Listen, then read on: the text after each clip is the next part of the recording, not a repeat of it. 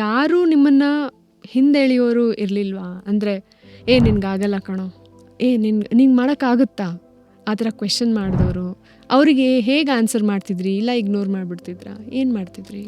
ಒಬ್ಬರು ನಮ್ಮ ಅಪ್ಪಗೆ ಹೇಳ್ತಾ ಇದ್ರು, ಅವನು ಏನು ಮಾಡ್ತಾನೆ, ಒಂದು ಐರನ್ ಬಾಕ್ಸ್ ಅಂಗಡಿ ಹಾಕಿ ಕೊಟ್ಬಿಡು, ಐರನ್ ಮಾಡ್ಕೊಂಡಿರ್ತಾನೆ ಅಂತ ಹೇಳಿದ್ರು. ಹಾಗಂತಿದ್ರು. ಹಂಗೆ ಅಂದಾಗ ನಮ್ಮಪ್ಪ ಹೇಳೋರು, ಅವ್ನು ಯಾಕೆ ಇದು ಮಾಡ್ತಾನೆ, ಚೆನ್ನಾಗಿ ಓದ್ತಾನೆ, ಅವ್ನು ಏನು ಬೇಕಾದ್ರೂ ಮಾಡ್ತಾನೆ ಅಂತ. ಆ ವರ್ಡ್ ನನಗಿನ್ನೂ ನೆನಪಿದೆ.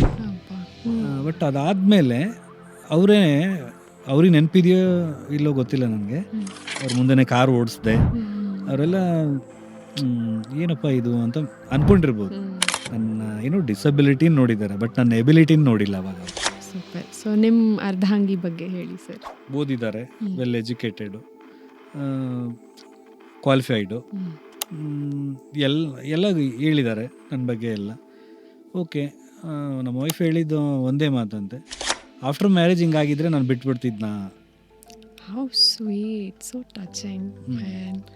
ಹಾಗಾಗಿ ನನಗೂ ಅವ್ರಿಗೂ ಆ ಥರ ಏನೂ ಇದೇ ಇಲ್ಲ, ಫುಲ್ ಏನು ಅಡ್ಡ ಬಂದಿಲ್ಲ, ಅಡ್ಡನೇ ಅದು ಎಂದು ಲಿಮಿಟೇಷನ್ಸ್ ಅಂತ ಅನಿಸಿಲ್ಲ. ಏನೂ ಇಲ್ಲ.